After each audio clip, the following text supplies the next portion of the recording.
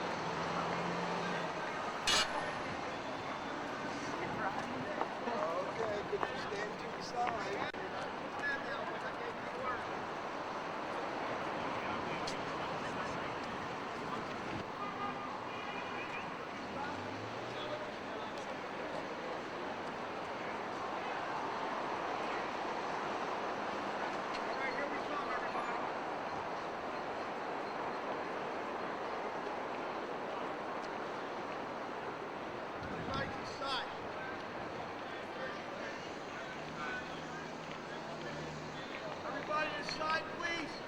Oscar.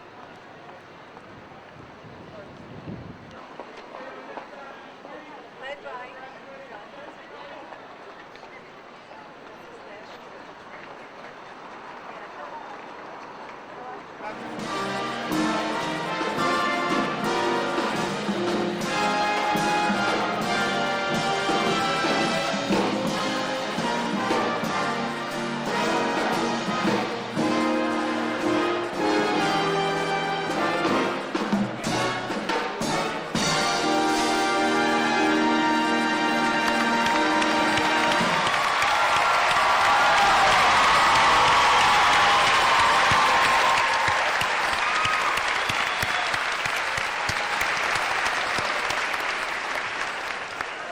Ladies and gentlemen, please stand for our national anthem.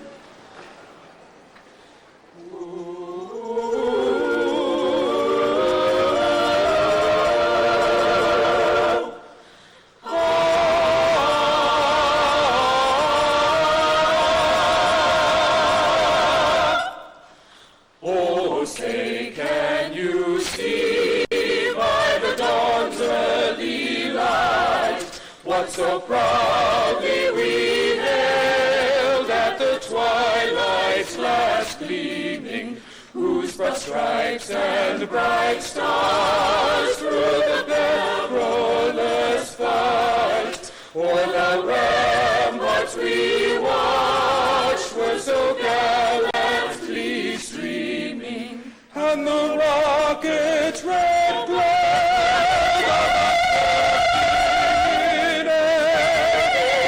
proved through the night that our flag was still there.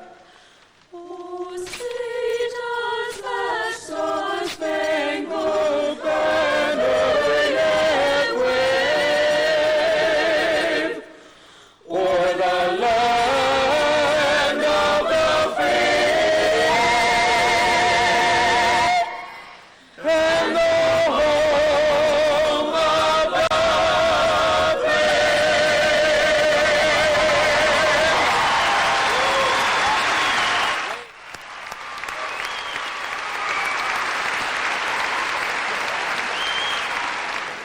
Our thanks to Professor Annette DiMedio of the School of Music, Professor Bill Sakakny, leader of the university's big band, and Professor Jeff Kern, who led the University of the Arts chorus in our national anthem, and of course, our thanks to our student performers. Ladies and gentlemen, the class of 2004.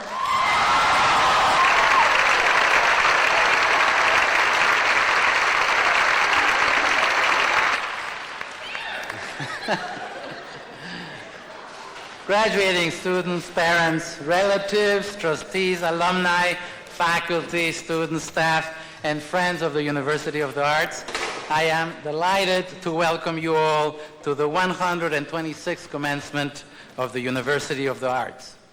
Welcome to an evening of festivities and celebration. Let me tell you a little bit about the class of 2004. We have 437 graduating seniors and 86 master's candidates for a total of 523 graduates, the largest number ever at the university.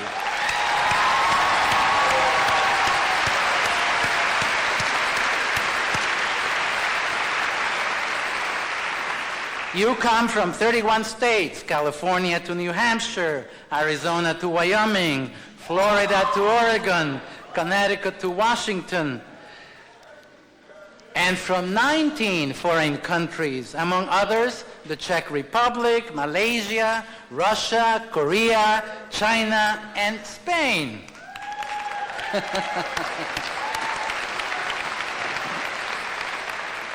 This is a class where men prevail over women by 290 versus 233. You cover 17 different majors and 12 master's programs. The class of 2004 was also the first class to enroll at the University of the Arts in the 21st century. What a group you are.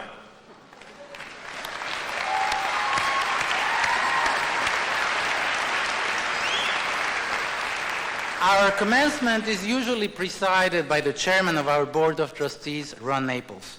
He is not here today because of business needs abroad, but fortunately he delegated his duties on Vice Chairman of the Trustees, Mr. Ira Brind. We are delighted to welcome Vice Chairman Brind to our ceremonies. We're also privileged to have other members of the Board of Trustees in attendance tonight. Chairman Emerita, Mrs. Dodo Hamilton, UArts alumnus George Beach, Paul Kersey, Vice Chair Eleanor Davis, UArts alumna Didi DeCherney, Jill Felix, UArts alumnus Bill Krebs, Frank Mirabello, Larry Reiklin, and at their first UArts commencement, Jim Veazey. Thank you all for your continued and enthusiastic support. It also gives me great pleasure to welcome tonight as well a distinguished group of alumni and alumni for the classes of 1954 and 1979 who are joining the festivities and celebrating their 50th and 25th class reunions. Other UArts Golden alumni are also in attendance tonight. Would you please all rise and be recognized by this assembly?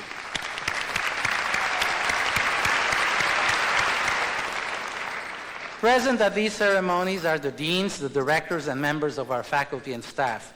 We all thank you for your continuing commitment to providing the best possible education and environment for all of our students.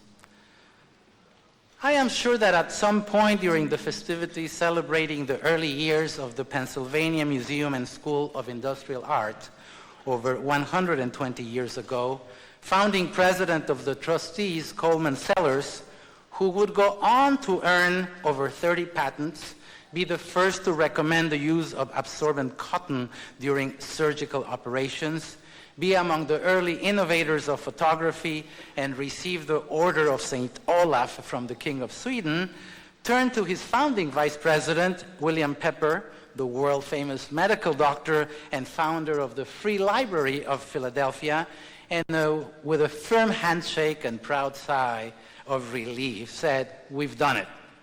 Well, I turn to you, graduates of the class of 2004, and with a proud sigh of relief on behalf of the faculty and staff, I say, you've done it. You are about to become graduates of the University of the Arts. Your efforts, your talent, your discipline, and your dedication to reach for your dreams are about to pay off. This is the first commencement of the university ever held at night, and I am delighted to see that all of you graduating seniors have made it here this evening, especially at this late hour, and particularly after last night's graduation party. We can see how well trained you were here at the University of the Arts, and I salute you for having made it here through all these 4 years. But most particularly, I would like to congratulate your parents. Without their encouragement, without their belief in you, without supporting your dreams, nothing of what is happening here today would be possible. I ask all of us in joining hands in acknowledging the parents of the graduating class. Commencement is a moment to meet new friends and say goodbye to old ones. Allow me to celebrate the life of one very special friend of the university.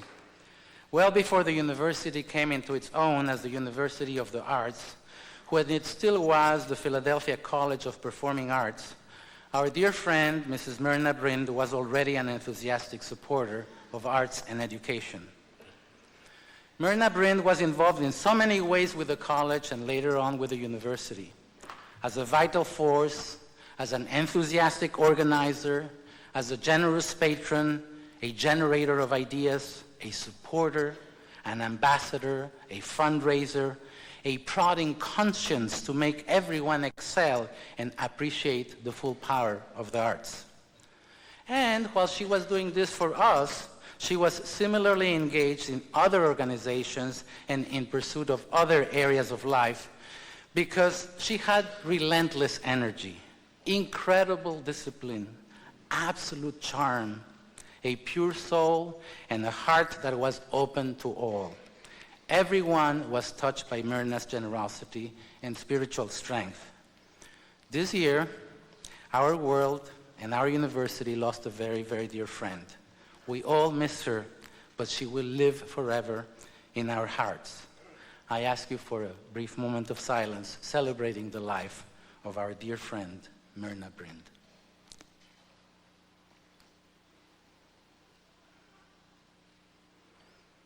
Thank you. When the festivities started a few minutes ago, the graduates, certainly, the staff and the faculty recognized the Grand Marshal leading the procession bearing the university mace. I speak of none other than our beloved and distinguished friend, Dean of Students, John Klinzing. Commencement is a moment to meet new friends and say goodbye to old ones. Allow me to celebrate the life of one very special friend of the university. Well before the university came into its own as the University of the Arts, when it still was the Philadelphia College of Performing Arts, our dear friend, Mrs. Myrna Brind, was already an enthusiastic supporter of arts and education. Myrna Brind was involved in so many ways with the college and later on with the university. As a vital force, as an enthusiastic organizer, as a generous patron, a generator of ideas, a supporter, an ambassador, a fundraiser, a prodding conscience to make everyone excel and appreciate the full power of the arts. And while she was doing this for us, she was similarly engaged in other organizations and in pursuit of other areas of life because she had relentless energy, incredible discipline, absolute charm, a pure soul, and a heart that was open to all. Everyone was touched by Myrna's generosity and spiritual strength.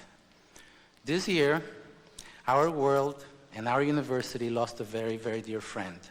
We all miss her, but she will live forever in our hearts. I ask you for a brief moment of silence, celebrating the life of our dear friend, Myrna Brind.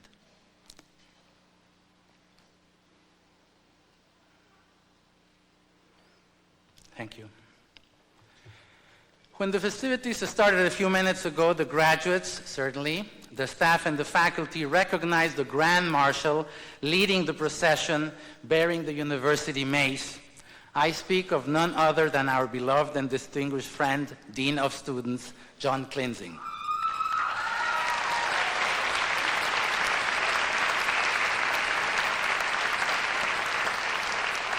After 39 years as a student services administrator in various academic institutions, John Klinzing is retiring from his post at UArts.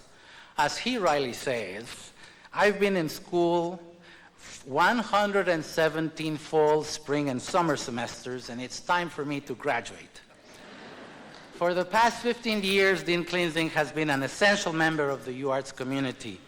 We all have heard stories of how, when students became ill in the middle of the night and were rushed to the hospital, Dean Klinzing would be at their bedside, comforting students and parents alike. Or students had problems with a roommate or adjusting to college life, Dean Klinzing would listen, encourage, and help them find solutions. The affection of Dean Klinzing is returned 10 times over by the students, staff, and faculty whose lives he has touched. On behalf of the entire university, I extend our deep gratitude to John and wish him a happy, fulfilling, and well-earned graduation or retirement. Please join me in saluting our dear friend, Dean John Klinzing. In January of 2001, Rona Sebastian joined the University of the Arts as our vice president. In her 3.5 years in the pivotal role, she contributed significantly across all areas of the institution. I might mention the university's strategic plan, securing our major capacity building gift, the graphic identity program, a cost-effective publications unit, an enhanced university website presence, our first identity platform initiative, our media relations, our audience outreach program, to name a few of her many accomplishments. Rona has accepted a position of president of the Alper Foundation and will be leaving the university shortly to assume her new role. I will always be grateful to Rona Sebastian for the important work she accomplished here with us and the many ways in which she furthered this university. I know that all of you join me in wishing her all the best in this new, very exciting phase of her career. And now allow me to say a few words about art, creativity, and society. Art, as we know it, or as we used to know it, is taking on diverse meanings and values in our society. The definition of art is changing as much as our definition of our experience of art. Cases in point are major museums creating exhibitions about motorcycles or Armani suits, or exceptional artists applying their talents to transforming humble, everyday objects into pieces of fine design. We are coming to recognize that sensory pleasure is a fundamental biological human need, and art and aesthetics are now part of everyday life. What are these changes, and can we call it art? Let's take a look at the use of contemporary materials. Researchers have figured out a way, for instance, to make plastics feel heavy when it is important to convey in the heft, in the feel of an object, a sense of quality and appreciation. Squishy, soft touch plastics don't have to look like cheap rubber anymore. And we can easily imagine somewhere in the future when beautiful objects will be molded out of materials with pleasant aromas to remind us of memorable experiences like a day in the country or the air after a nice summer downpour. It is now accepted that our sensory side is as much a part of our nature as our capacity to speak or to reason, and it is essential to both. So the sense of aesthetics, which in the past was erroneously assumed by many to be restricted to a social, economic, or artistic elite, now permeates all levels of society and appeals to our senses everywhere we turn: television, magazines, computer screens, restaurants, or mobile phones, like the one we just heard. Aesthetics matter more and more, and when we decide how to spend our money, aesthetics increasingly comes to the top of our priorities. Aesthetics delights, and the effects are immediate, although not always necessarily beautiful. The creators of video games do not want to create a sense of beauty if their objective is to anger or to terrify the players. But aesthetics also makes us buy things. Some people buy iMacs not necessarily based on the computer's processing power, but because of the way it looks. Hartmut Esslinger, the design guru, tells us that form follows emotion. This aphorism is now replacing the now ancient tenet of form follows function. Emotion tells you which form you might find functional. And we know that art and design make life enjoyable. It is an emotional reaction.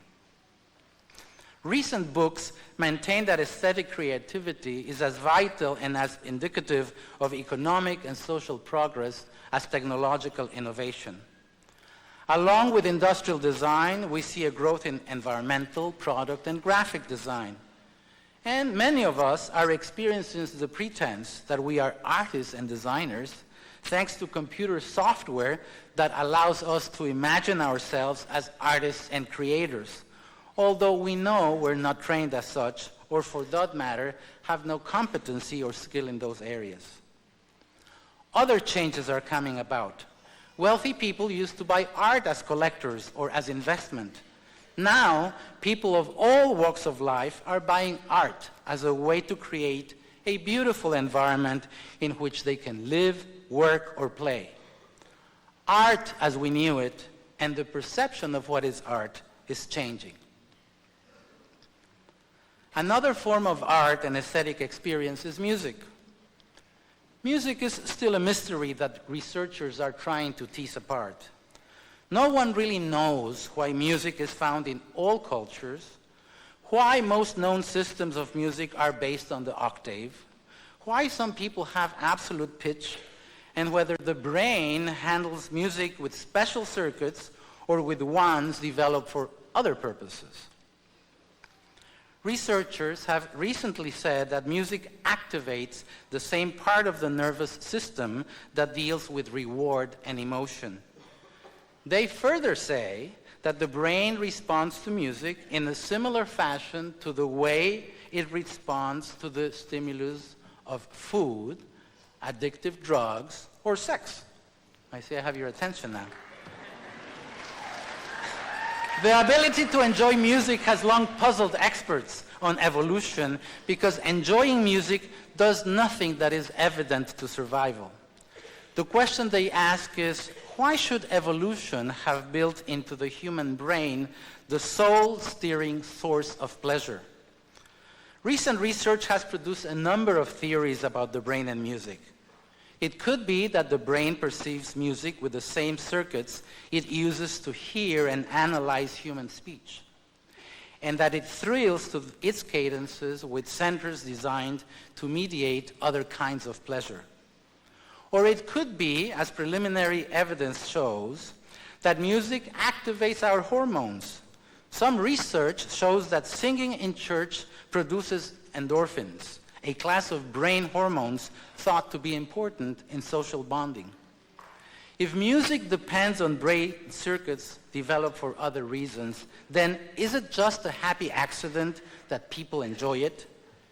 Music tickles important parts of the brain in a highly pleasurable way.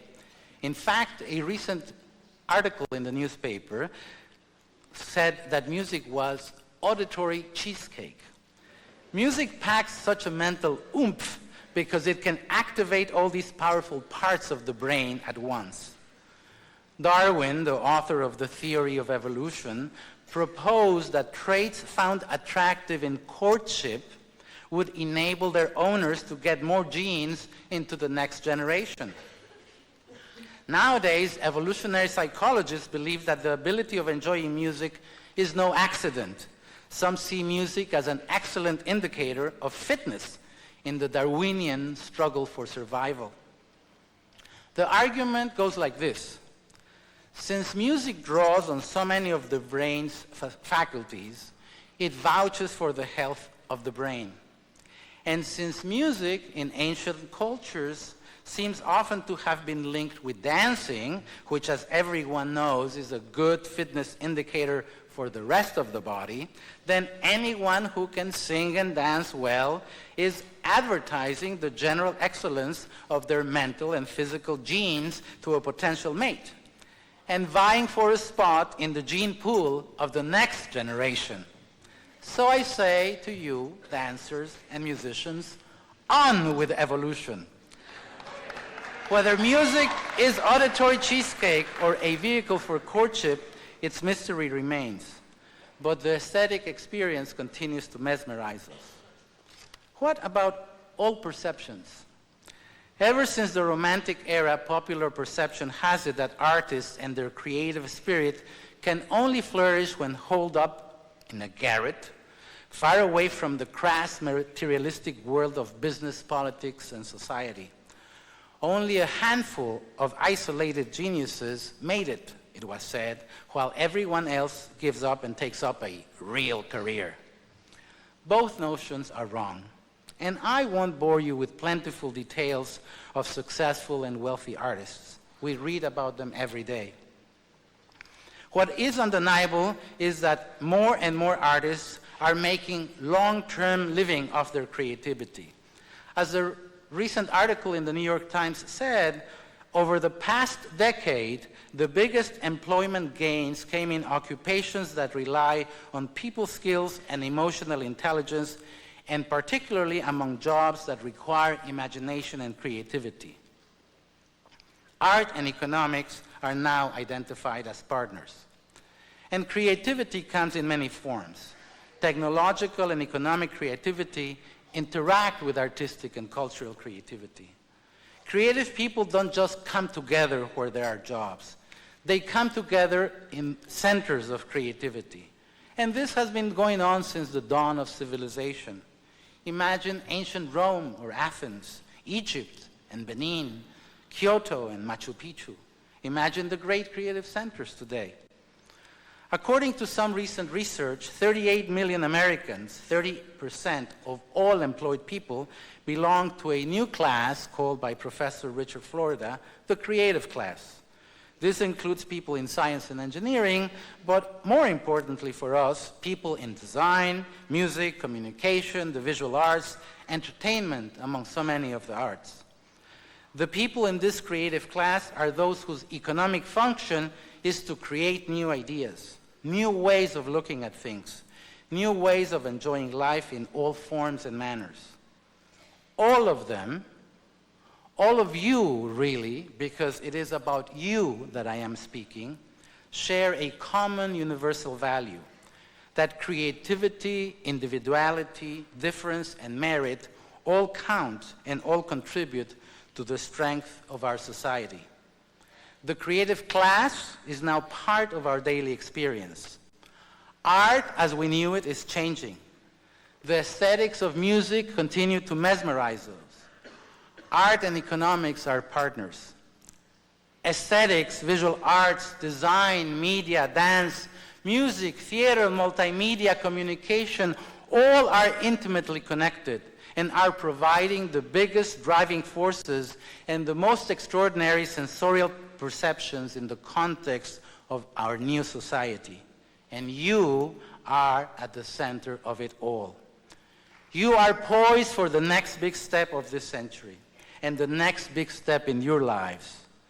You are ready to take off and soar into the world that will test your perseverance, your discipline, your knowledge, your skills, and your talent.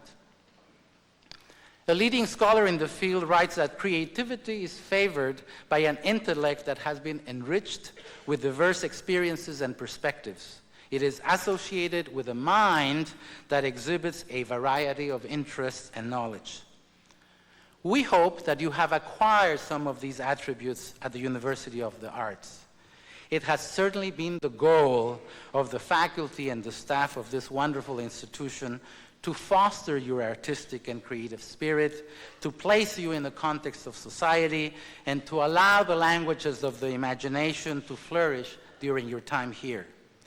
Trustees, faculty, staff, and students make up the community of the University of the Arts. We feel the strength of our university because of the principles we embraced, because of the values we cherish, the ethic we honor, the ideals we respect. Just as importantly, our university and our alumni are a big part of our community. They bring honor to our university, make it stronger with their successes and better known by the presence around the world. And today, all of us, including your families and friends, are celebrating the efforts and accomplishments of you, our graduating students. You will soon be no longer students, but alumni and alumni. You are now leading your future, and you will be soon shaping our future. You too will make us proud. Go on, pursue your dreams. You will succeed.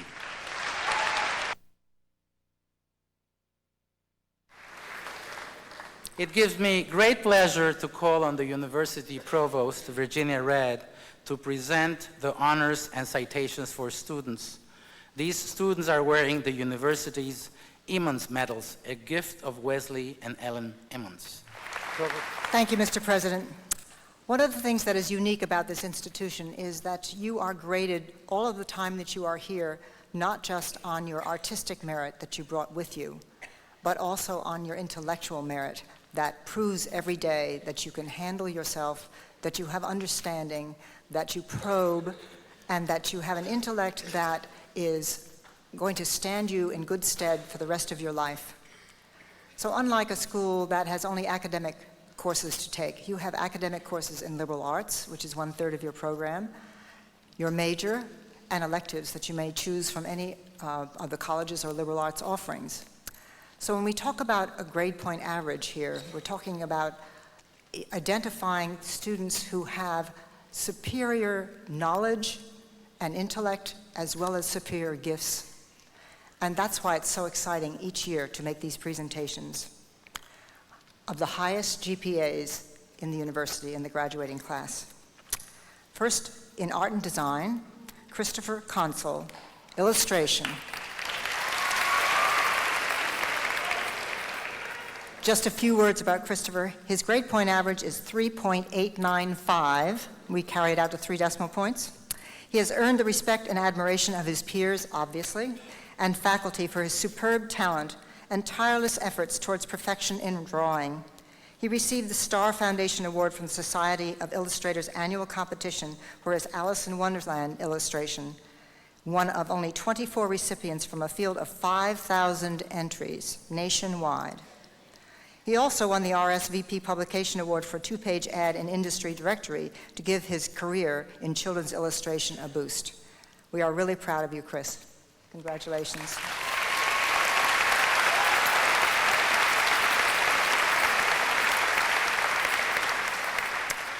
And from the College of Media and Communication, Erin Haley, who may not be here. Erin was feeling ill this afternoon, and so she may not be here. She is a graduate in the Writing for Film and Television program, and her grade point average was 3.927, creeping up there. In her spare time, she teaches dance to children 8 to 13. A sample of the other kinds of things she does. She was chosen from the Eastman Kodak internship to go to the Cannes Film Festival last year as press liaison with The Hollywood Reporter. She also interned at a local country western radio station in sales, writes freelance for Philadelphia Lifestyle magazine, and will work as an intern for Drew Barrymore's production company, Flower Productions, when she graduates. Congratulations to Erin.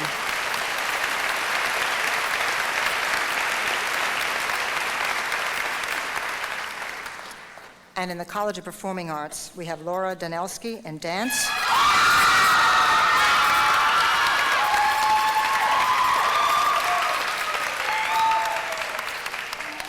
And Erin's grade point average is 3.934. She's a brilliant and talented young woman who took off a semester to dance with the Rockettes in New York City at Radio City and returned to major in modern dance. Some of you who have attended the senior concerts this year saw her wonderful choreography, profound, lyrical, and dramatic dances, and I hope that you will see much more of that. She's a very talented woman. She may even go back to Radio City this summer. We'll see. Dearest friends, family, faculty, and fellow graduates, tonight we have the honor of being surrounded by 523 incredibly talented and unique individuals. All of them have spent 4 years mastering their crafts, striving for perfection in a world where perfection never really exists. And tonight we will celebrate ourselves and one another as we venture into the world that the University of the Arts has prepared us for. I am a modern dance performance major, and I could not be more proud of my department this evening, knowing the hours of sweat, pain, and perseverance that went into each of our degrees. I also know that throughout the university, late nights at the studio, weekends filled with projects, and an undying commitment to one's craft are simply the standard. Clearly, UArts is a school like no other. And that's what attracted many of us to it in the first place. We embraced the fact that it wasn't a normal college experience because we were looking for a place to completely immerse ourselves in art.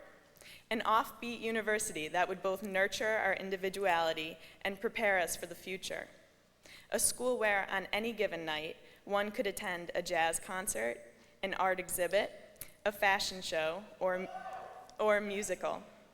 I know I speak for my classmates when I say that we found all of that and more here at the University of the Arts. Looking around tonight, I'm reminded of so many memories that have made our time here unforgettable. Who can forget freshman project or the big shot? Or writing our creative process more times than we could count. Then there were the nights of camping out at Hamilton Hall every time registration rolled around. And the infamous smell of Italian cooking wafting up through the vents in Terra. We've walked together up and down the same broad street for the same 4 years. Yet each of us will remember our time here a little differently. Personally, UArts has taught me that dance is so much more than technique. It's about being honest with yourself and with others. I've learned that the kind of person you are means infinitely more than how many turns you can do. And I've even learned to let go a little bit and to breathe. And so, on behalf of my classmates, I would like to thank the University of the Arts faculty. Your dedication and belief in us have made every day a fresh and unpredictable challenge. Thank you for your constant guidance, whether it was found in a critique or a simple nod as we pass through the halls. You have truly defined our education here, and we are eternally grateful. To our families, we would not be here tonight without you. From the time we put on our first pair of tap shoes or picked up a brand new paintbrush, you've known what we were destined to become. You've been with us through every step of the journey, through every tear and triumph. Thank you for allowing our dreams to become reality. To my fellow graduates, let us never forget where we've come from or how much we've grown together. The talents we've witnessed and the friendships we've formed will serve us immeasurably for years to come. And to my dancers, words cannot describe the moments we've shared together, both on stage and off. The immense joy that dance has brought us will live on in our hearts and minds forever. Thank you for dancing with me. In closing, I would like to quote my dad in saying, "Hard work is its own reward." Based on my experience here, I know his words could not be more true. The past 4 years have been filled with inspiration, creativity, and dedication. Now we are ready to move on, reaping the rewards that our hard work has to offer. Let us not think of our final walk tonight as an ending, but as just the beginning of a fantastic journey, with our talents and insight leading the way.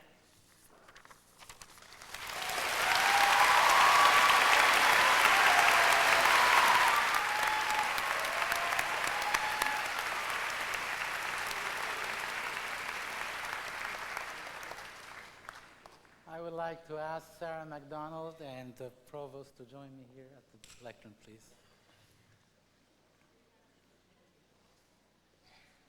We show our gratitude to our predecessors by recognizing their accomplishments, honoring their achievements, and using our remembrance of them as our inspiration. For 17 years, the university has had a special person in its midst who has helped us to recognize, honor, and remember the many men and women who have been part of this institution for the last 128 years. Sarah McDonald has served not only as the university's archivist, but also as our institutional memory. The university has a remarkable heritage, and our community of artists and educators has over the years included some of the leading figures of their times. Sarah not only keeps the records of our history in order for future generations, but also she frequently reminds us to celebrate our history and celebrate it with pride. Whether it is a question of who are the people in this old photograph, or what was the first course offered at the Pennsylvania School of Industrial Art, Sarah McDonald is always ready with the answer, or with the enthusiasm and the scholarship to find the answers. Today, as we celebrate the achievements and accomplishments of our graduating students, we should all take a little comfort and satisfaction in knowing that Sarah has already placed several records, including today's graduation program, into the university archives, helping to ensure that future generations will know something of our time. Thank you, President Corzo, and my sincere thanks to you and to Provost Red for this recognition. When they told me that I would be named university historian, I was very touched. More importantly, though, I was absolutely thrilled to know that the history of the university would have such a prominent place tonight. I've often felt that our institutional history has been somewhat obscure, but tonight we're shining some light on it at the most important and the funnest ceremony of our academic year. Just listing all the institutions and name changes of the schools that would become the University of the Arts would take too long and would not be a highlight of the commencement ceremony. but your programs provide an outline, and you'll be seeing some images while I speak. Although the best part of my job is always working with the students, the faculty, and the staff, working with the archival materials has been a great and unexpected pleasure. I have corresponded with television producers, publishers, alumni and descendants of alumni, authors and educators across the country and internationally who were looking for information about our programs and about our people. I've met many alumni at the Golden Alumni Luncheons, some of whom have generously shared their personal photos. There's one right now, the PMSIA picnic of 1944, from their student days. If I could tell you all of the anecdotes, you'd see that the pleasure truly has been mine. President Corzo suggested that tonight I mention a few historical highlights, just a few highlights, mind you, that some of you may not know. The Pennsylvania Museum and School of Industrial Art, or PMSIA, founded in 1876, consisted of the school, which is now the College of Art and Design, and the museum, which is now 7 students that year, including 1 bricklayer, 3 carpenters, 12 designers, 9 engravers, 2 farmers, 1 glass cutter, and 2 plumbers. Last week, the Industrial Design Department had a picnic in Valley Forge Park, and some of the students and faculty toured the Wharton Esherick Museum. Esherick studied at PMSIA, did you know that? During the 1907-08 school year, and he was given the Alumni Award in 1957. The photo you saw of the guys on the beach, that was the Industrial Design Department picnic of about 1960. Included Bill Daly. Is Bill Daly here? No? Okay. Well, that was Bill Daly and Richard Reinhardt, who are legendary former faculty and faculty emeritus. In dance, when dancer and choreographer Agnes DeMille gave a master class at the Philadelphia Dance Academy in 1964, she saw student Judith Jamison and whisked her away to perform in New York. 7 years later, Jamison performed her solo in Alvin Ailey's Cry for the first time. Several years ago, I had the pleasure of interviewing Nadia Chilkovsky-Nahamik, who founded the Philadelphia Dance Academy. She's in her 90s now. She moves and has better posture than I do. And when we went out for the interview, she was writing what she claimed would be her last book. I suspect she has another book in her. I wouldn't think it was her last. In music, the concert pianist, Andre Watts, who we claim is an alum, first came to the Philadelphia Musical Academy when he was only 6 years old. Margaret Garwood, who was on the faculty, heard him play at the West Philadelphia branch of the Academy. She immediately saw his ability and sent him to the main downtown academy at 1617 Spruce Street to further his studies. And as far as I know, he stuck around for a while as a student and got quite famous later. The first location of the Philadelphia Musical Academy, by the way, was 1228 Spruce Street, which is now UArts dormitory. The Philadelphia Conservatory of Music, the other predecessor of the School of Music, featured notable faculty such as Vincent Persichetti, who was also an alum of that institution, Olga Samaroff-Stokowski, Paul Nordoff, Edward Steuerman, and of course our own Dr. Donald Chittum. Where is he? Back there somewhere. Don was described to me by one of his former students as the best music teacher he ever had. So need we say more about an institution that produces Dr. Chittum? Again, thank you very much to President Corzo and Provost Red, and my sincere congratulations to all the students graduating tonight. I would like to acknowledge every single one of you who ever came into the library and asked a question or simply sat down and read the newspaper. You know, we knew you were there. We loved having you. Thank you and congratulations.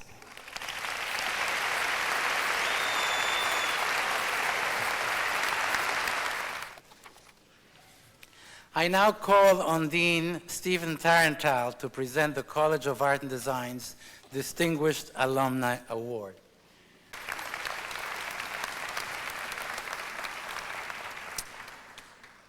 The work projected above me was conceived and executed by Joseph Musso, who graduated in 1963 with a BFA in illustration from the Philadelphia Museum College of Art, now the College of Art and Design. For some of you, the work might look vaguely familiar. These 20 images represent concept illustrations and storyboards done for 18 major motion pictures, starting with Alfred Hitchcock's Torn Curtain and ending with Andrew Lloyd Webber's soon-to-be-released film musical, Phantom of the Opera. In between, you will see what director Irwin Allen calls movie magic sketches for such films as The Towering Inferno, The Swarm, there it is, Annie, Dick Tracy, Basic Instinct, Dragonheart, Vanilla Sky, and Space Cowboys. In all, Joe Musso has worked on over 65 major films with such renowned directors as Cameron Crowe, Clint Eastwood, Roland Joffe, John Huston, Blake Edwards, Mike Nichols, Norman Jewison, and many others. A motion picture illustrator works for the film's producer, director, and/or its production designer, art director, in interpreting the script's written words and the director's vision by creating a realistic impression of the various scenes.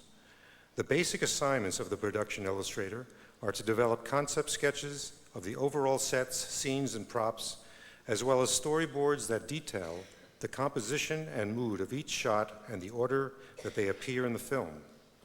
Therefore, a production illustrator must understand architecture, staging, editing, lighting, and composition, and be thoroughly familiar with camera lenses. Joe came to UArts knowing that he wanted to work on live-action films. As a young boy in 1952, he spent 2 weeks sitting in a movie theater every day, watching, studying, and memorizing all of the major sequences in the 1933 reissue of the classic film King Kong, and recreated his own personal comic book of the film. He realized then that someone had to design these sequences before they were filmed. He parlayed his interest in film and representational painting with a love of reading, researching, and illustrating historical subjects. After leaving what he described as 4 of the happiest years of his life here at Broad and Pine, he left for California to fulfill his childhood dream of becoming a motion picture illustrator. In 1964, a position opened up at Warner Brothers Studio. Joe's first assignment was for Frank Sinatra's company for the film Marriage on the Rocks. Since 1978, Joe has been continually honored by being re-elected president of the Guild for the Illustrators and Matte Artists of the Motion Picture, Television, and Amusement Industries. And in 1979, he was admitted to the Art Directors branch of the Academy of Motion Picture Arts and Sciences. Today, Joe divides his time between his motion picture art career and his love for researching, writing, and illustrating historic subjects, as well as collecting historic artifacts, which have been on display in numerous museums throughout the United States. So the next time you rent that video or DVD to see The Italian Job, Who's Afraid of Virginia Woolf, In the Heat of the Night, Three Amigos, Tora, Tora, Tora, and too many others to mention here, you will be seeing the behind-the-scenes artistry of Joe Musso, the 2004 recipient of the College of Art and Design's Silver Star Alumni Award.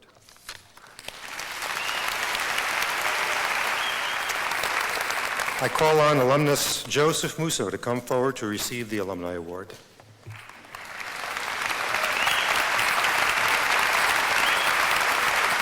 Don't forget this. Thank you. Okay. And I'm going to read from the citation. The University of the Arts, by virtue of the authority vested in the Board of Trustees by the Commonwealth of Pennsylvania, and on the recommendation of the faculty, hereby confers upon Joseph Musso the Outstanding Alumni Award, together with all the honors, rights, and privileges pertaining thereto. In witness thereof, this document has been signed by the duly authorized officers and the president of the university, who have caused the corporate seal to be affixed, given at Philadelphia, Pennsylvania, on today's date. Congratulations. Thank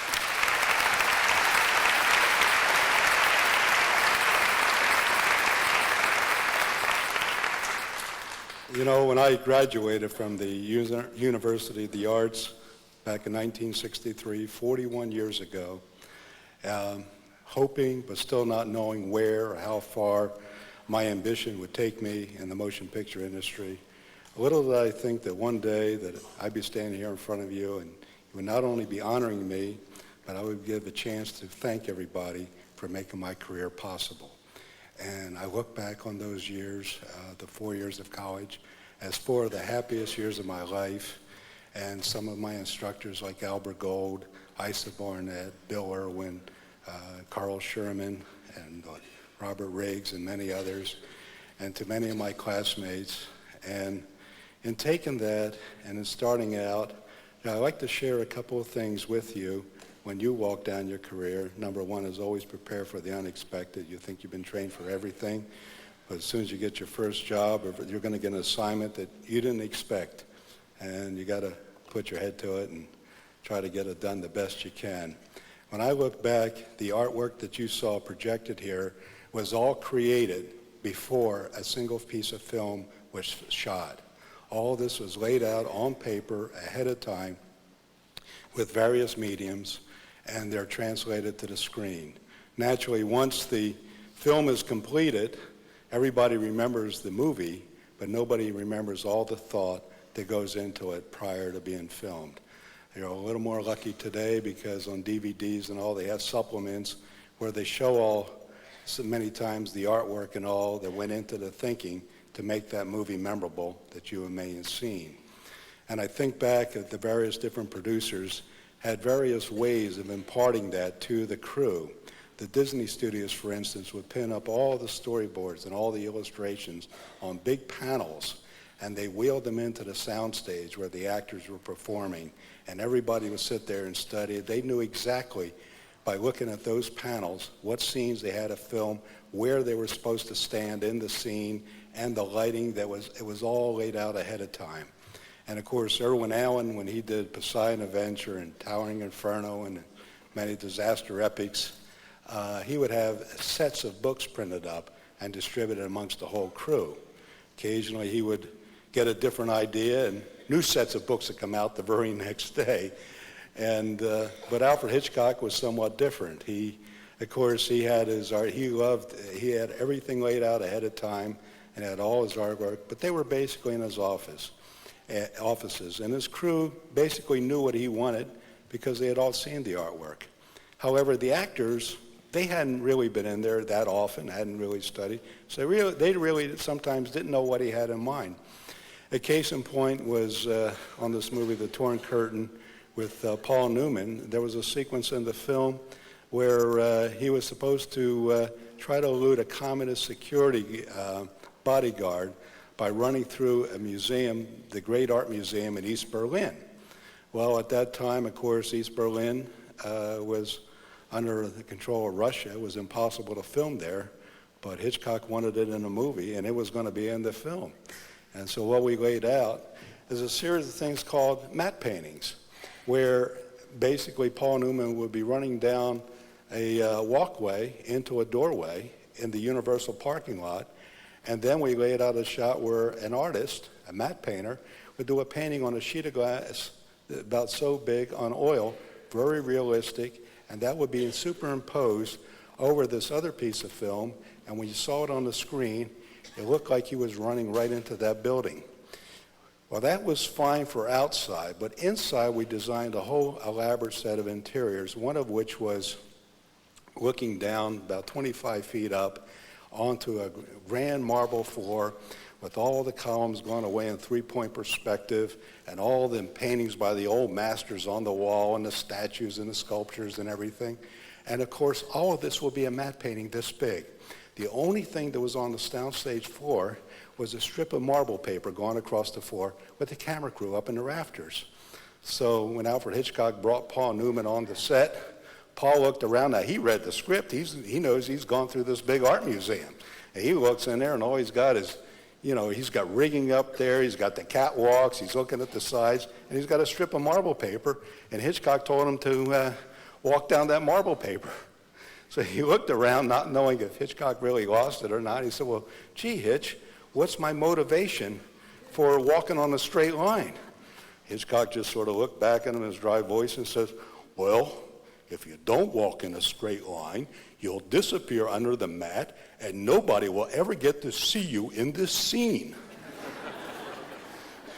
Having said that, there's a couple of axioms that I learned when I was going to college that I'd like to share with you that kind of sums everything up. And the first one is that man's body is imperfect. Man's mind is fallible. but man's imagination has made them remarkable. And the second one is that there are no great people in this world. There are only great challenges that ordinary people are forced by circumstances to meet. So I say to you that decide what's important for yourself so you can walk a straight line to meet those great challenges. And as far as myself, I'd like to thank President Corzo, Dean Tarantel, and to all of you and the entire community of the university for not letting me disappear under the mat, and for bringing me here tonight to thank you personally for making it all possible. Thank you. Many of you have seen the television show American Idol, I'm assuming. That show attempts to create a profile in our minds of what an American Idol is.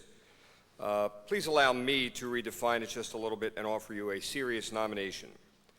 Dr. Donald Chittum received the degree of Doctor of Music from the Philadelphia Conservatory of Music and also studied at the Philadelphia Musical Academy, both predecessor institutions to the University of the Arts. He served in the military during the Korean War as an instructor, conductor, and percussionist, rising to the rank of Master Sergeant. After his discharge, he returned to his musical studies in Philadelphia, where his principal teachers were Vincent Persichetti in theory and composition, and Meli Mehta, the father of the great Zubin Mehta, in conducting. To pay for his musical studies, he played drums in nightclubs and on the Steel Pier in Atlantic City, where he often played 2 or 3 gigs each day, sometimes 5 shows each. He joined the faculty at the School of Music in 1955 as an instructor in music theory and analysis, a subject that he teaches to this day. He has always been a symbol of the absolute highest standards of excellence in teaching and commitment to education, and has been so recognized through appointments and awards. He served as the president of the Pennsylvania Music Teachers Association, the Eastern Division president of the National Music Teachers Association, national chairman for theory and composition, president of the Pennsylvania Center for Excellence in Education, director of the Pennsylvania Governor's School for the Arts, where he is now director emeritus, and past director of the University of the Arts School of Music. He was nominated as Outstanding Educator in America in 1973 and awarded the Pennsylvania Music Teachers Association Distinguished Service Award in 1980, the Philadelphia College of Performing Arts Alumni Association Award, the Pennsylvania Music Teachers Association Teacher of the Year Award, and the University of the Arts Beitzel Award for Outstanding Teaching. Here's a quote from Dr. Chittum that typifies his wisdom. In this day of discussions within the educational community regarding raising standards for students, I believe that if teachers are given the proper educational environment in which to function effectively, it is the teachers who must hold themselves to the highest standards. In most cases, what inevitably follows is higher standards being established by the students. His success is particularly amazing not just in its longevity, but in how he has adapted and changed throughout 50 years of a dramatically dynamic musical and educational landscape. In fact, one of the most constant things about Dr. Chittum is change. In conversations with alumni, I am always asked, how's he doing? Is he still teaching? And then I'm always told something like, he really inspired me, or he would make the most difficult subject easily understood, or simply, he is the best teacher of any subject I have ever had in my life. There are 11 current faculty members in the School of Music who have studied with Dr. Chittum and who attribute a large part of their success and application in their studies here to his incredible effectiveness as a teacher. The respect and admiration afforded him by the student body and our faculty and staff is constant and complete. Over the past few weeks, I've been asking faculty and students to give me one word or one phrase to describe Dr. Chittum. Here are the few of the responses, and these are unedited. Patient, caring, dedicated, prepared, organized, tireless, great friend, like a second father to me, and that's mine. Dependable, professional, a mentor, inspiring, a bad dude. That one's not mine. Enlightening, the standard, humble, brilliant, good drummer, selfless, wise, and finally, a hottie.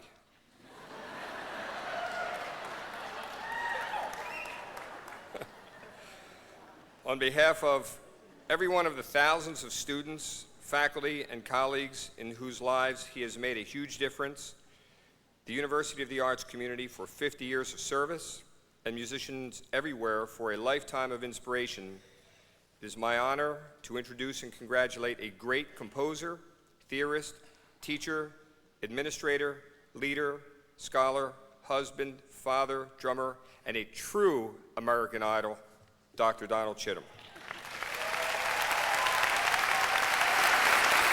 I call on alumnus Dr. Chittum to come forward and receive the Alumni Award.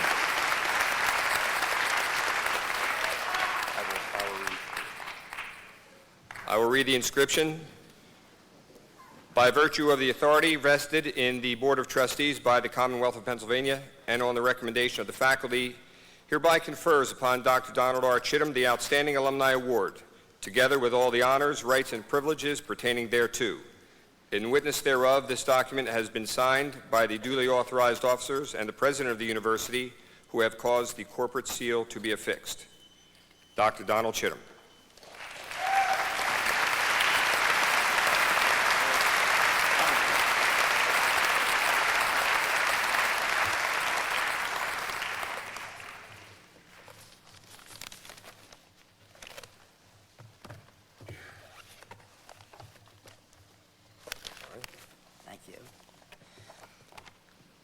I want to thank Professor DiCiani for that kind introduction, and also the members of the faculty, administration, and staff who've chosen to honor me in this way. Thank you.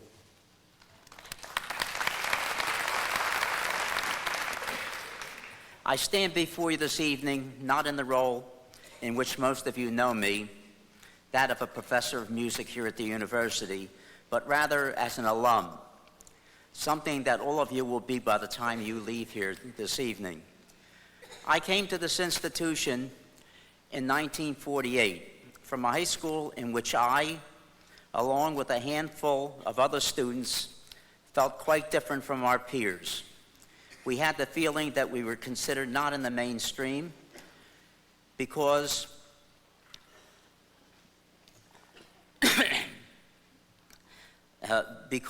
we had quite different values and quite different interests, very frequently in the areas of the arts, music, literature. Upon arriving at the university, it didn't take long for me to see that this was quite a unique place. And rather than being different, I was joined together with faculty and students who had similar interests and similar values. I am sure, from what I've been told over the years, many of you have had the same experience. Here I found a strong sense of community and one in which creativity and originality was fostered. Over the many years I've been here, I have seen an amazing institutional growth, and I cannot believe it will be any different in the future, especially with your support and involvement as alumni. I want to thank my family and friends who have come here tonight to help me celebrate this occasion, especially my wife, Margaret Garwood, who, as many of you may know, was the recipient of the same award 3 years ago. Much love and thanks also goes out to my son, Don Jr., and my daughter-in-law, Ellen, who have traveled here to be with me this evening. I'm sorry that my grandchildren, Christopher and Brian, could not be here, but I'll see them soon. I want to leave you with just two thoughts. The first can be best described by an incident which occurred when we were moving the Governor's School for the Arts from Bloomsburg to Mercyhurst College 14 years ago. Obviously, a change of this magnitude would be attended by numerous glitches, for this was a new home for us and a new and larger presence on their campus for them. Thomas Billingsley, the number 2 person in the Mercyhurst administration, felt that it was important that he himself act as liaison to the program. Early on, I went to his office and said, "Tom, we have a few problems." and he politely interrupted me by saying, "Don, do you mean we have some problems, or do you mean we have some opportunities?" I never forgot that. I know we can't solve every problem that we face. Some things are just out of our hands. But there is much we can do to use difficulties to help us grow, develop, and make our lives and those with whom we associate more productive and rewarding. The second thought I'd like to leave with you can be stated even more succinctly. I believe it is the commonalities which unite us, but it is the differences which enrich us. To this year's class, I salute you and wish you the best. Thank you for this honor, and keep in touch.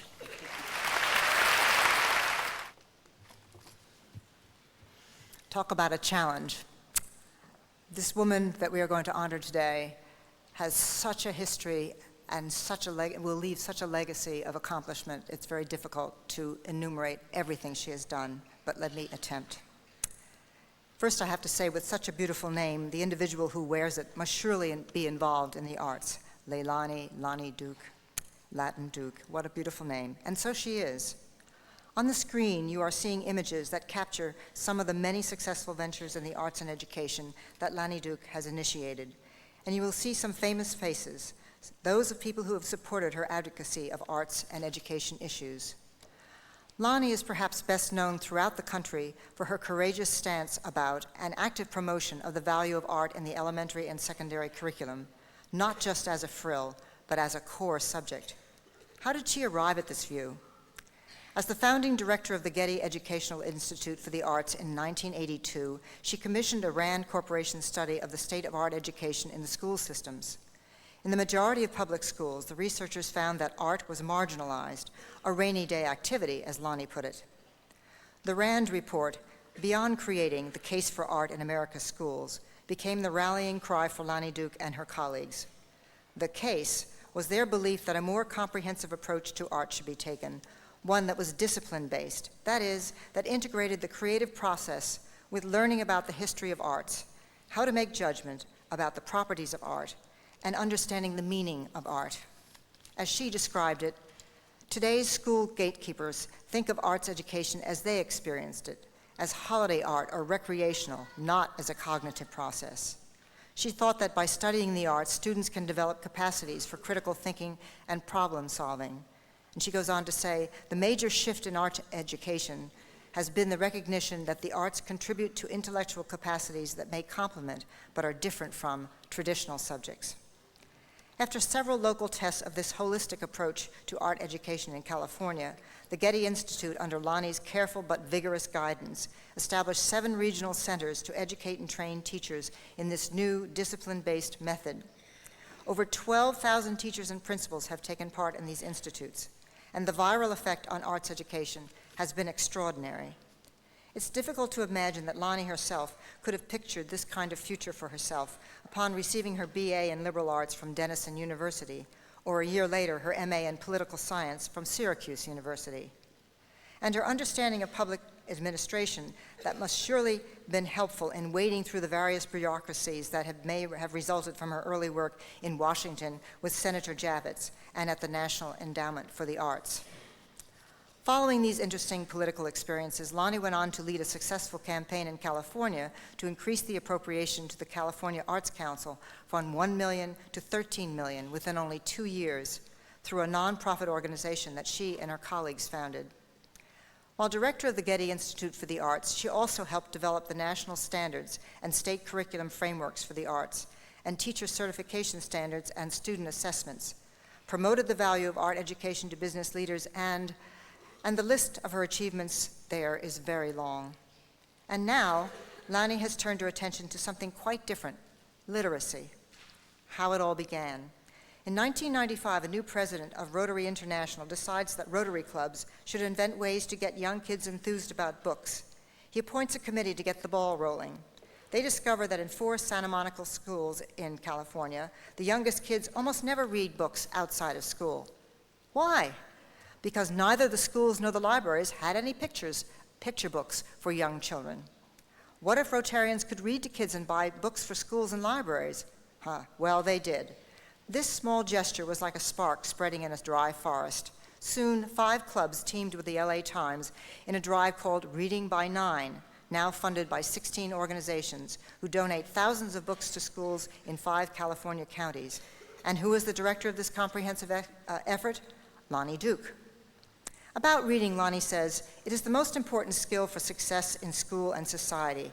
It is the first skill children must learn by age 9 in order to do well in other subjects. Parents and caregivers can make a difference in their children's reading achievement by reading to them daily. By hearing books and stories read aloud, children build their vocabulary, develop knowledge about a variety of subjects, and experience reading as a pleasurable activity.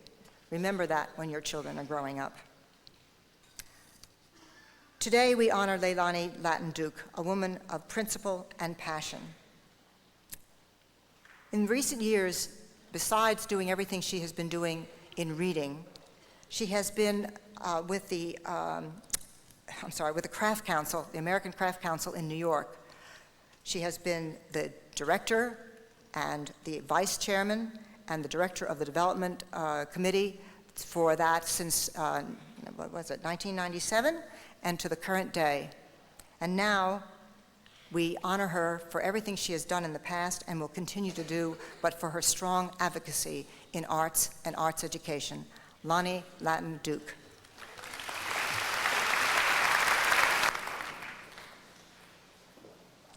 It is a very great privilege to present to you, Mr. Vice Chairman, the candidate for the degree of Doctor of Fine Arts honoris causa, Leilani Lattin Duke.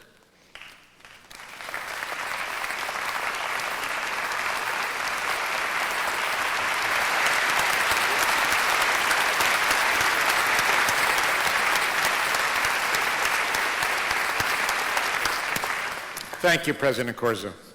By virtue of the authority vested in me by the Commonwealth of Pennsylvania and by the Board of Trustees of the University of the Arts, I hereby confer upon Leilani Lattin Duke, Lanny Duke, the degree of Doctor of Fine Arts honoris causa, with all the rights and privileges pertaining thereto.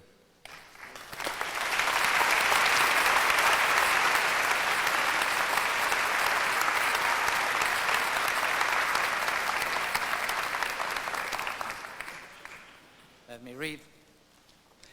The University of the Arts, by virtue of the authority vested in the Board of Trustees by the Commonwealth of Pennsylvania, and on the recommendation of the faculty, hereby confers upon Leilani Lattin Duke the degree of Doctor of Fine Arts honoris causa, together with all the honors, rights, and privileges pertaining thereto.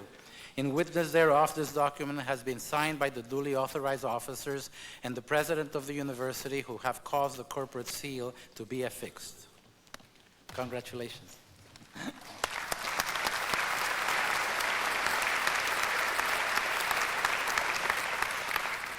President Corzo, trustees, faculty, staff, students of the University of the Arts, my family.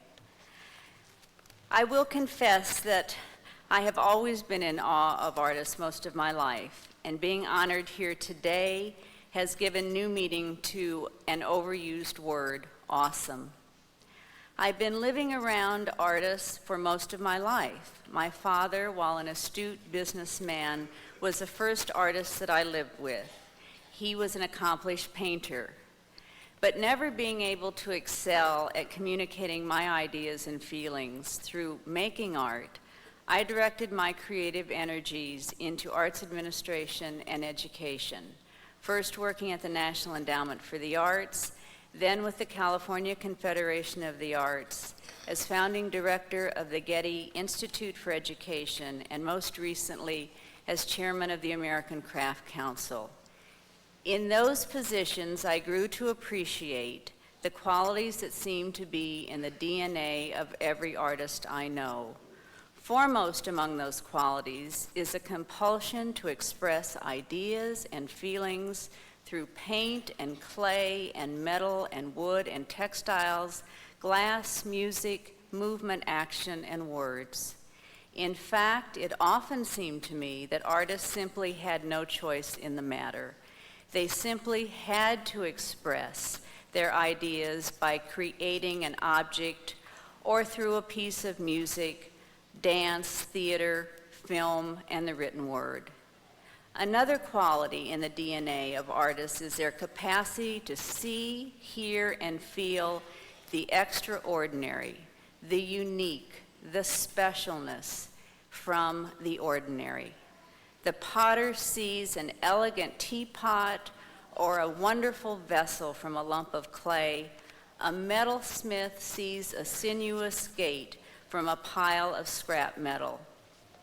And artists possess the courage to pursue their passion despite the nagging questions from family and friends. So when are you going to get a real job? And when are you going to get serious about life? Being an artist is not something you choose to be. It is something you are, you have to be. It's like being short or tall. You have no choice. Either you is or you ain't.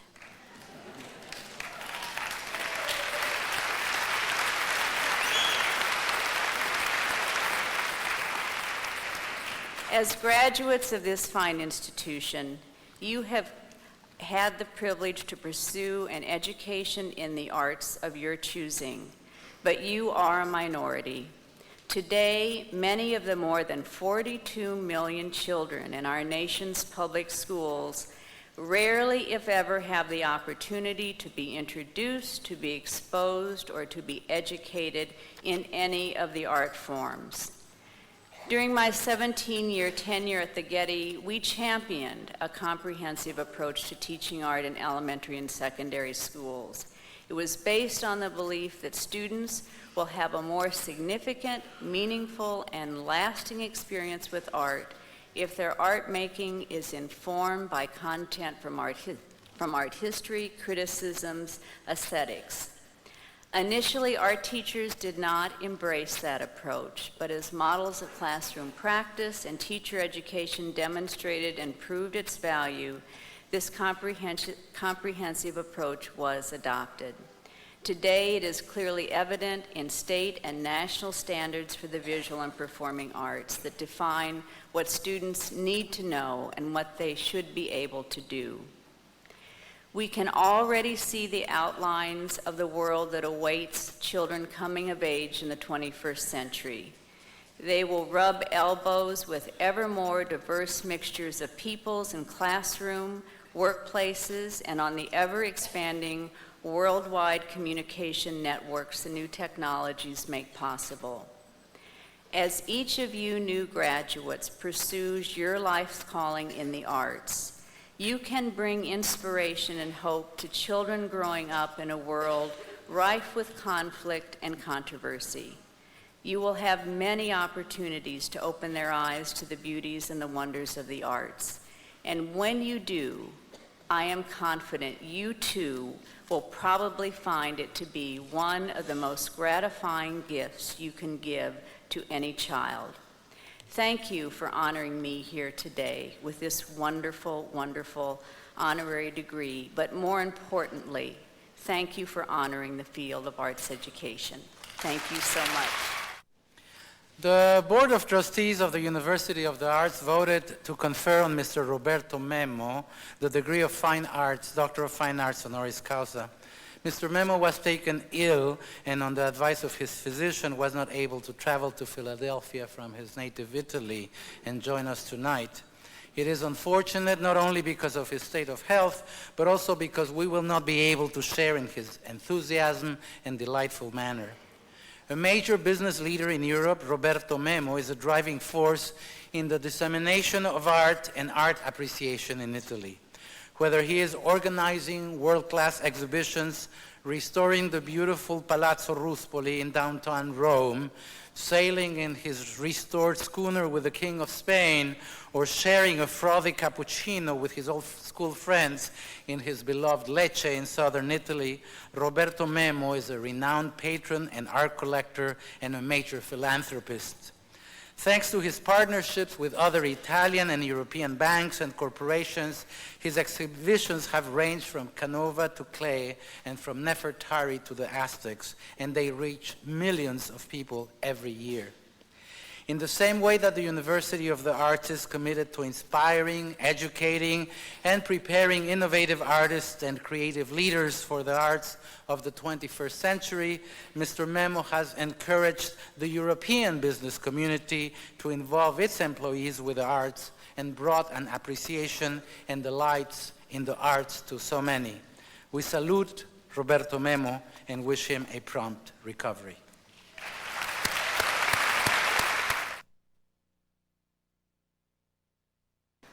We are now ready for the long-awaited moment.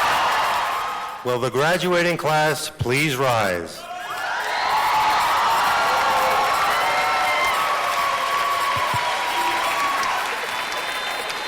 Mr. Vice Chairman, I have the pleasure of presenting the graduating class of 2004 of the University of the Arts. The students presented to you are those who have successfully met their course requirements as established by the faculties of the colleges and are entitled to receive the master's degree, baccalaureate degree, certificate, or diploma in their respective majors. If I could ask all the graduates, except those in the first row, to be seated, please.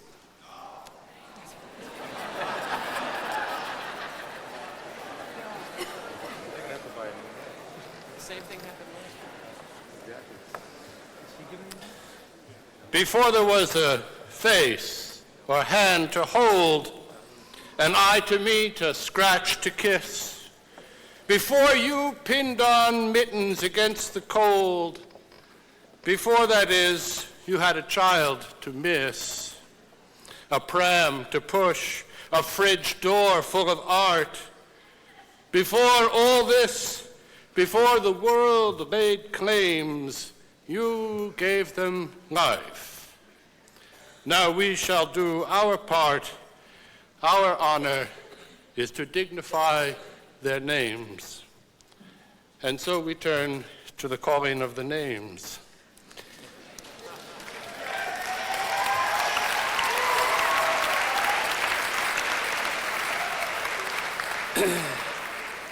For the Master of Arts in Art Education, Helena Anderson. Donna Marie Lees. I'll get one. Linda Karp Rudo.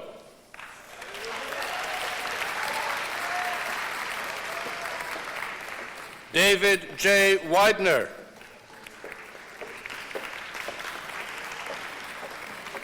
Jacqueline M. White. Master of Arts in Museum Communication, Christopher Veit.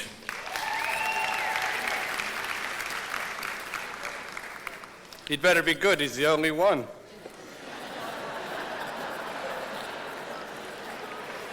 Master of Arts in Museum Education, Maria Aguado Molina.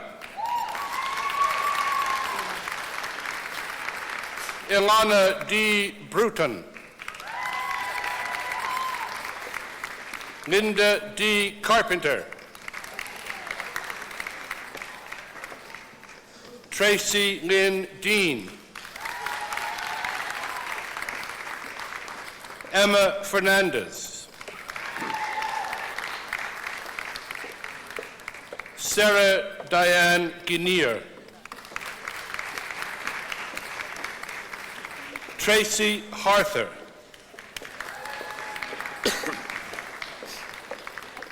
Jessica Elizabeth Kint. Barry M. King.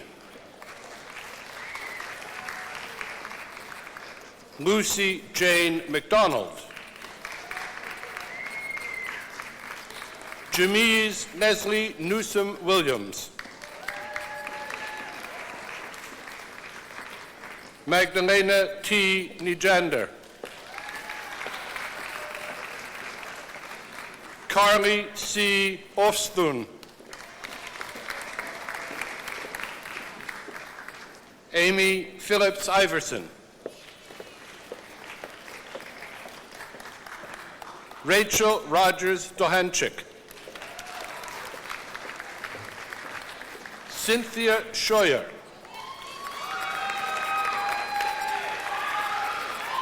Catherine Marie Traskus.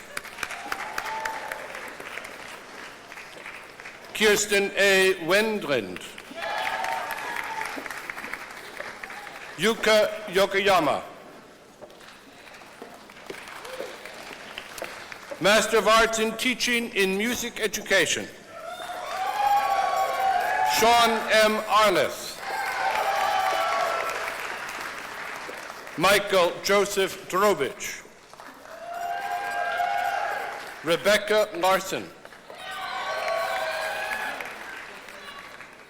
Frank V. Marcos. Michael J. McCarthy. Sharon Grace Reno. Kyle Justin Rogers.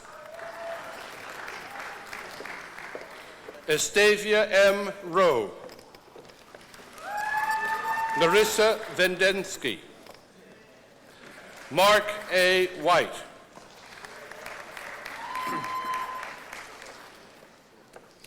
Master of Arts in Teaching in Visual Arts, Teresa Joan Cercio. Sarah Hardy Deering. Michelle Lee Hart. Ginger S. Hubner. Ojani Magina Lampson. Michael Christopher Mann. Jennifer M. McCarthy.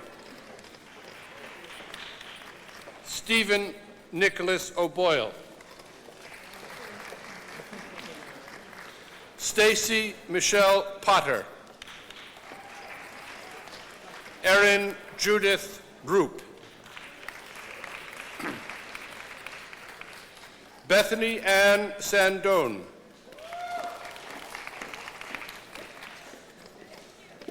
Judy Margaret Shetler. Megan Ashley Siegel. Jennifer Zito. Elizabeth S. Texa. Julie Ann Zick.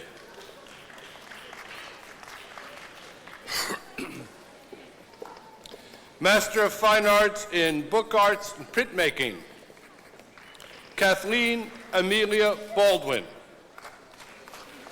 Valerie Ann Carrigan. Angela Catherine Driscoll. Lisbeth Lindsay Mears. Caitlin Emma Perkins. Britt E. Stadig.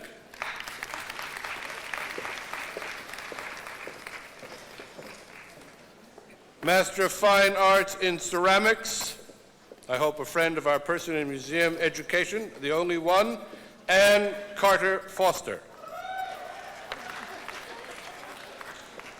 They're gone already.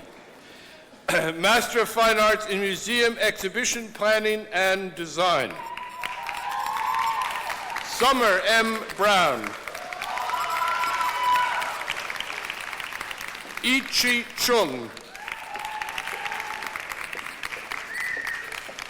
Asli Guvenge.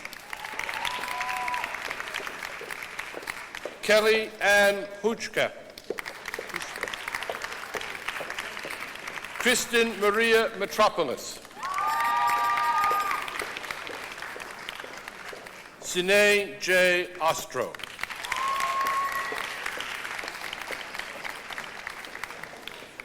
Master of Fine Arts in Painting, Jean S. Burdick.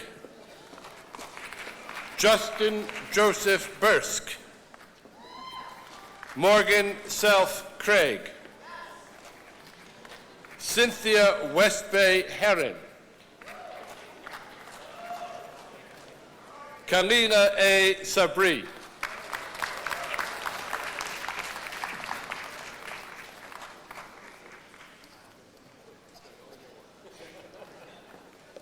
Master of Fine Arts in Sculpture, Coordinate Dean Bennett. Atsushi Hanano. Laurel Marie Schwass-Drew.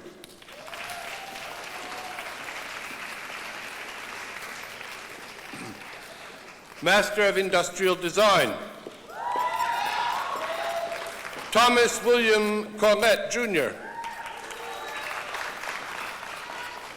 Mark David Havens. Jason Lempert. Kirk Michael McCarthy. Denise Joy Ramsey.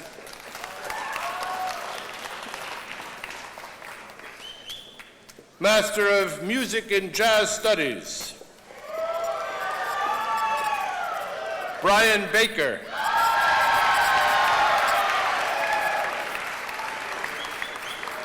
Michael Ray Dawson. Sean C. McGowan. Joshua Caleb Musselwhite. Rocky Raffle. Brent White.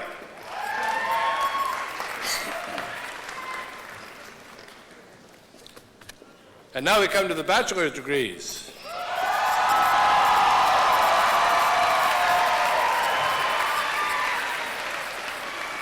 Bachelor of Fine Arts in Animation. Thank you. Caitlin Matthew Butel.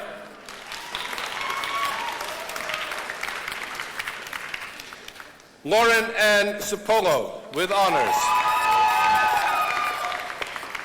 Brian Scott Clancy. Adam Thomas Cusack. Carmine DePari.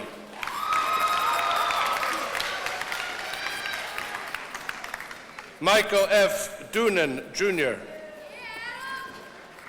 Jonathan Richard Atkins.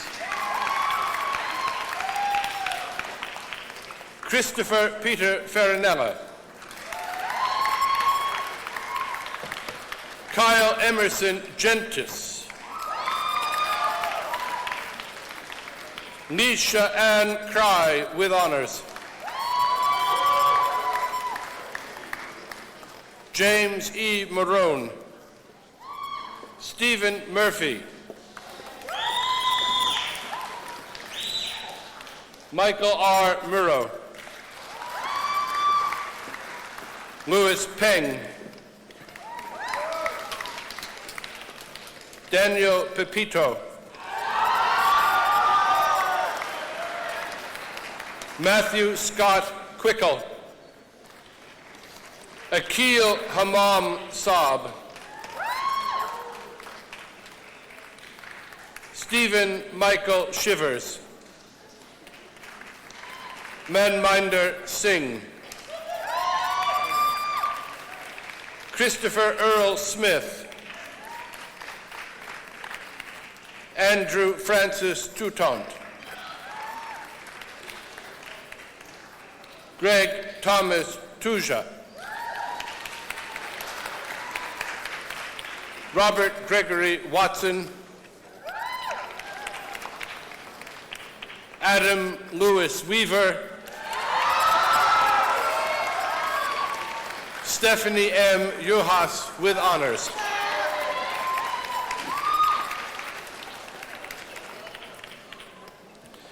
Bachelor of Science in Communication, Kimberly Ann Berghardt with honors. Lynn M. Gibson. Julian Goldklang. Chad Jenkins. Joshua B. Kirshner, Kevin Wells Ritchie with honors, Elisha Jean Underwood,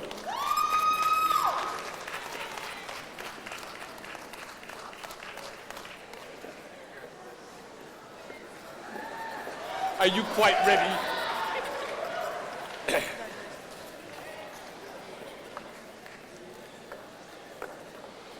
Jealous, aren't you? Bachelor of Fine Arts in Crafts, Chihoko Amano with honors, Nick V. Arnold, Jacqueline Michelle Borich, Christopher John Bruno,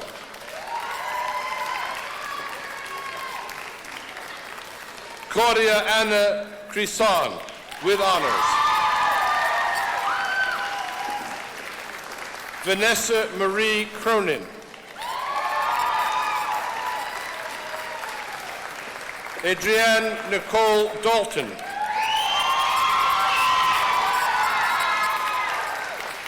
Eliza Amber Dietz,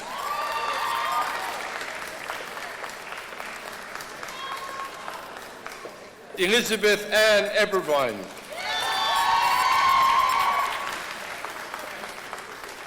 Amanda Elizabeth Edmondson with honors, Carissa Marie Francioni with honors, Carrie Ann Freno,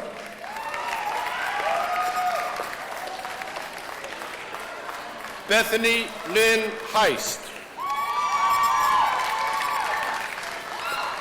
Rachel Danielle Hildebrand, Amber Elaine Johnston with honors, Erica Ann Georgian, Tuesday Wells K, Bryn Ashley Lafferty, Amy Lee Lanza, Jessica Rose Leddy,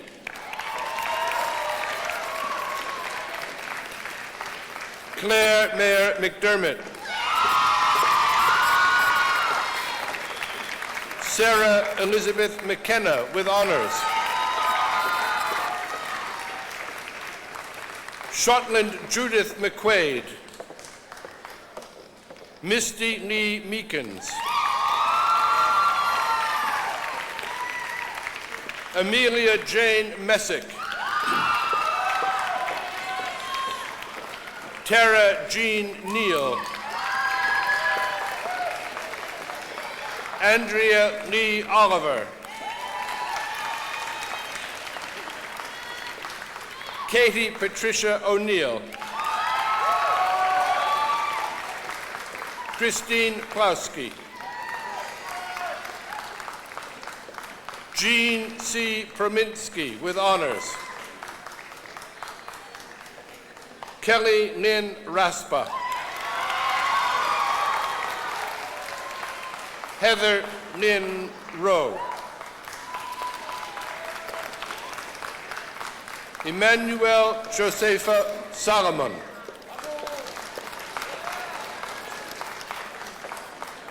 Mika Sawamura, Abby Elizabeth Schmidt, Sarah Jane Schieber, Lynn L. Smith, Heather Lynn Veneziano, Sharon Stella Witt. That's it of that group. We have to take a moment now because there's going to be an outburst. It's the dancers.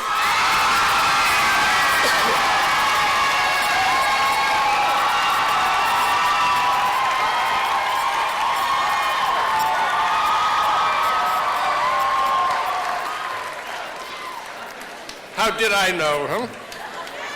Heather K. Bear.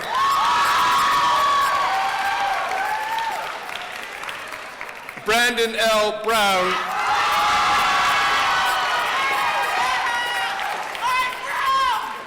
Krista Nee Bruno. Jennifer Alia Cady. Michelle Ching Yun Chung with honors.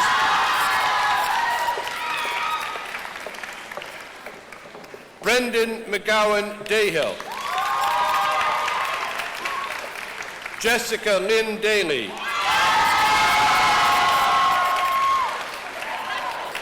Laura M. Donalski with honors.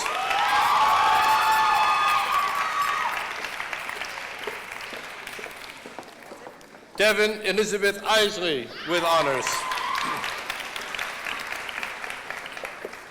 Amanda Teresa Fair.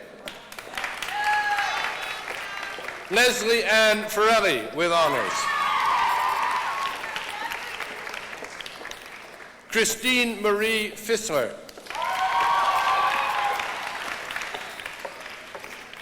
Patricia Foster with honors.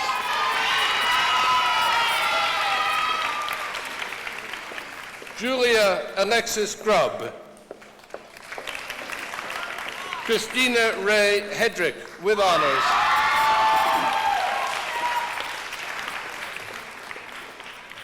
Kelly DeHaven Hunter.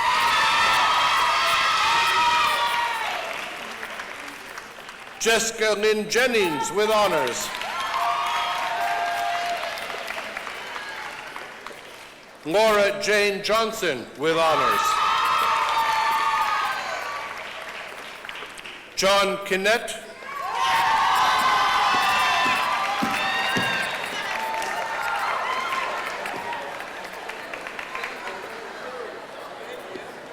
We could reconsider. Robin Kurland. Eleanor T. Naff with honors. Curtis Perry Lassiter II.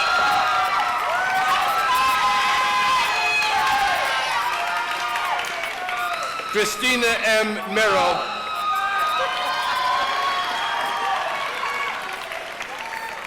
Trina Marie Moffett with honors. Maxine Montelis with honors. Amanda Alix Paquette. Rebecca Shaw Patek with honors. Right here. Daryl James Philibert. Christy Lee Rhyme with honors. Krista Logan Scott. Melissa Lynn Sells with honors.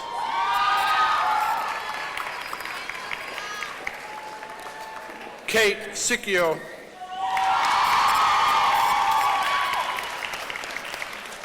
Terry Slade.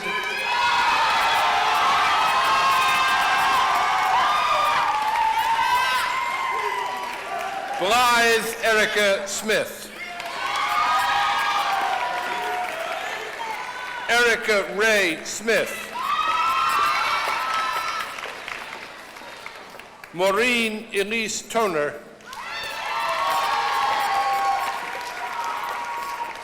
Cheryl Ann Vallow.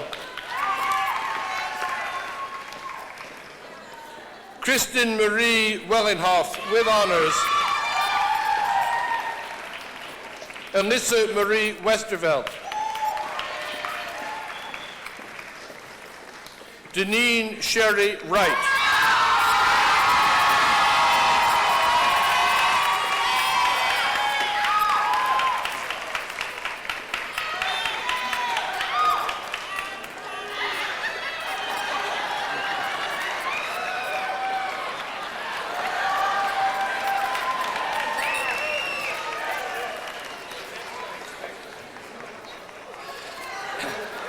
Rachel Teresa Zimmerman with honors. Not here.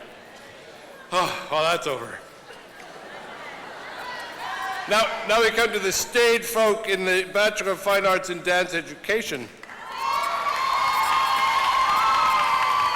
April Lynn Bell with honors. Karen A. Clayton with honors. Ebony LaShawn Dukes.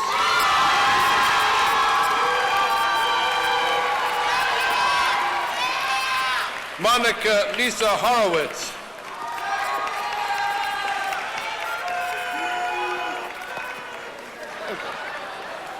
Tara Marie Keating.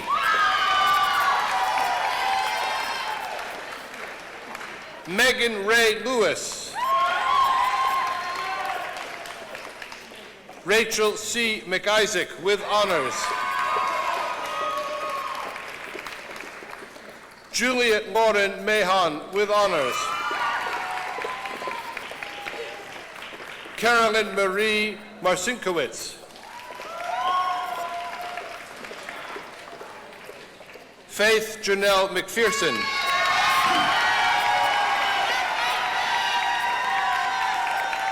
Lacida Nelson.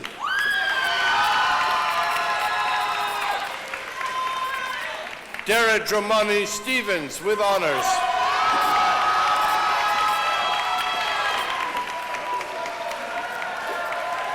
Stacy Lynn Wunderlich.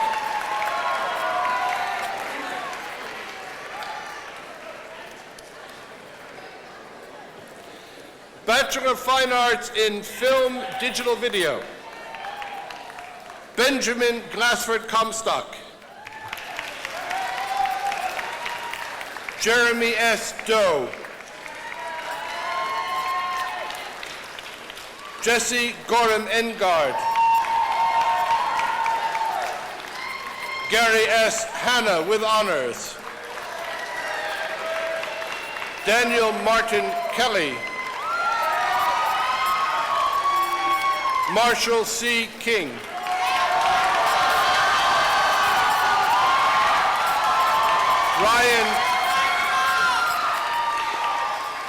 Ryan Z. Panis. Corinne Michelle Podrasky. James Dustin Rolfe.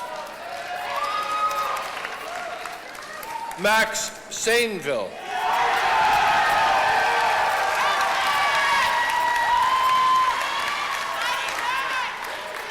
Anita Schilhorn Van Veen with honors.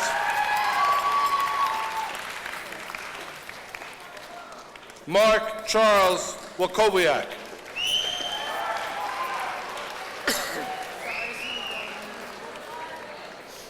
Bachelor of Fine Arts in Graphic Design.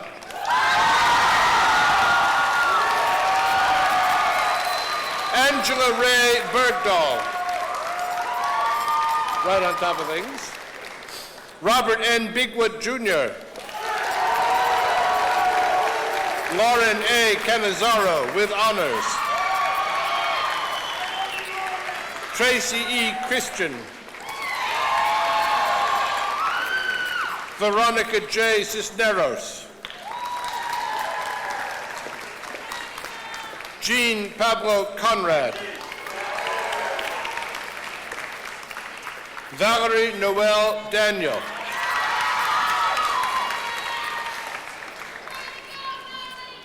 Christina Elise Everhart. Jessica Lynn Flores. Isaac Fortul.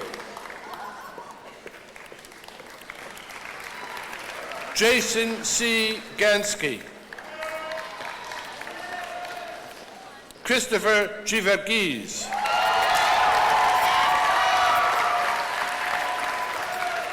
Louis James Greco Jr.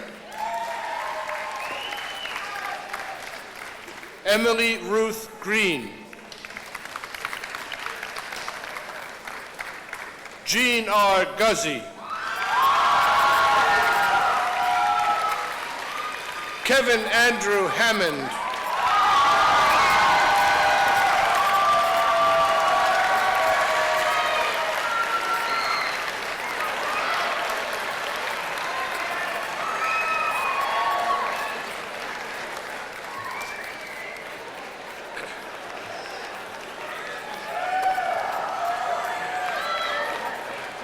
David J. Hannes. Laura Ann Hansen. Adam Hetherington with honors.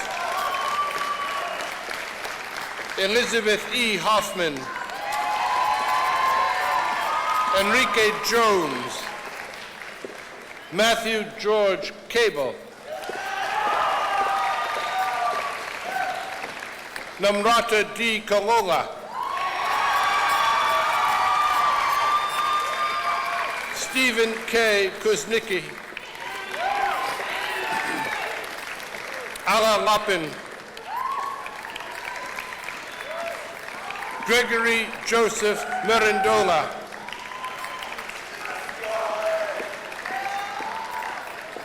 Crystal Ray Marinelli. Andrew Paul McDonald with honors. Danny Alexander Merritt Wu. Olga Mayerovich. Rachel L. Michaeliski. Sean Patrick Nitchman.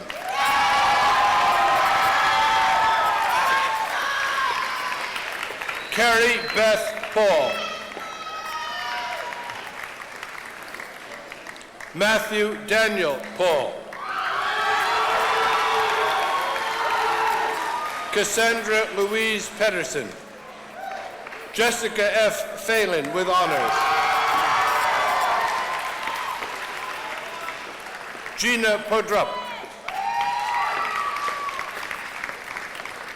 Jacqueline Marie Quinn. Andrew Donald Rementer.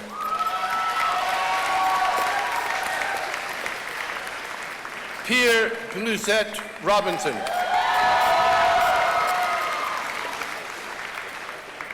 Prabkirat Singh Santu. Thomas R. Shrivner. Hillary Campbell Sedgwick. Jiri Sager with honors.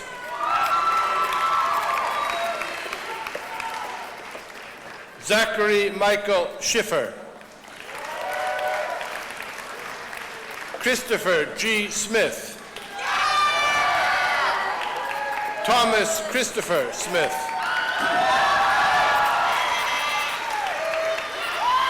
Molly Suzanne Stewart with honors. Robert D. Tatutsko. Ryan Elliott Thacker.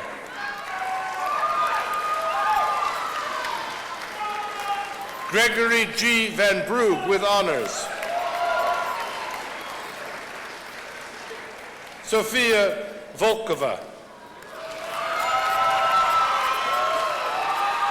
Charles Edward Wilkins, Jr. Arthur Lee Williams. Carrie Jane